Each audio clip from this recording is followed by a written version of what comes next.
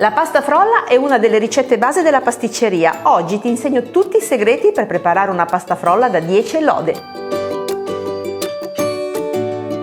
Iniziamo la preparazione della pasta frolla dicendo che il peggior nemico della frolla è il caldo. Quindi quando è estate mettete ciotola e lame del vostro robo da cucina in frigorifero in modo da avere la giusta temperatura. Iniziamo quindi con la sabbiatura. La sabbiatura consiste nel mettere appunto nel robot la farina, che potete tenere in frigorifero dentro un sacchetto quando è caldo, e il burro freddo da frigorifero. Quindi lo togliete, lo tagliate a cubetti e lo utilizzate immediatamente. Devono essere tutti freddi.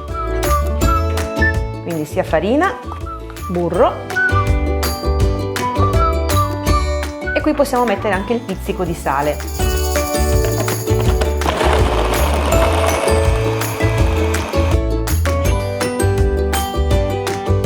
Per la pasta frolla puoi utilizzare sia lo zucchero semolato che lo zucchero a velo. Io preferisco lo zucchero a velo perché ti dà un impasto più fine e compatto. Lo zucchero a velo assorbe meno liquidi rispetto allo zucchero semolato.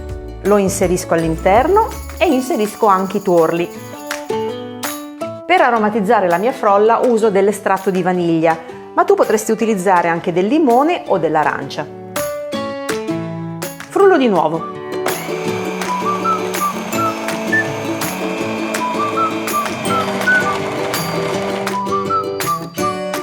Come hai potuto vedere con l'azione della macchina, il composto tende ad essere prima in piccole briciole, poi in grosse briciole e poi a compattarsi. Quando si compatta è pronto.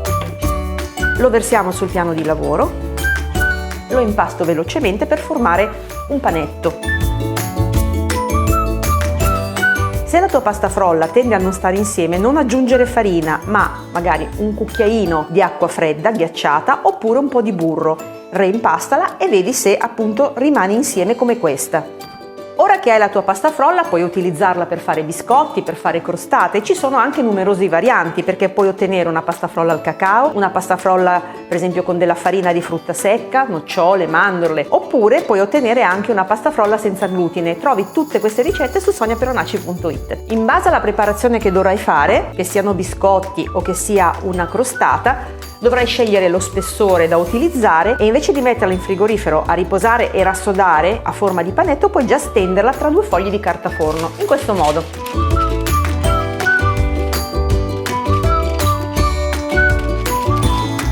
La frolla non ha bisogno di riposare in frigorifero solo per rassodarsi, ma anche perché ogni volta che tu la impasti stimoli il glutine e quindi se vai a stendere la frolla non appena l'hai impastata e formi per esempio dei biscotti e poi li inforni, può essere che nel forno i biscotti si deformino proprio perché il glutine in quel momento è molto attivo. Quindi bisogna farla riposare almeno una mezz'oretta in frigorifero sia per rassodarla sia per lasciare che il glutine si distenda. Quando hai ottenuto lo spessore desiderato, 1 centimetro, mezzo centimetro, quello che ti serve, è il momento di metterla in frigorifero a rassodare e a riposare e poi dopo una mezz'ora, almeno una mezz'ora, puoi tirarla fuori, eliminare la tua carta forno e copparla oppure utilizzarla per fare per esempio il guscio di una crostata. Adesso la portiamo in frigorifero.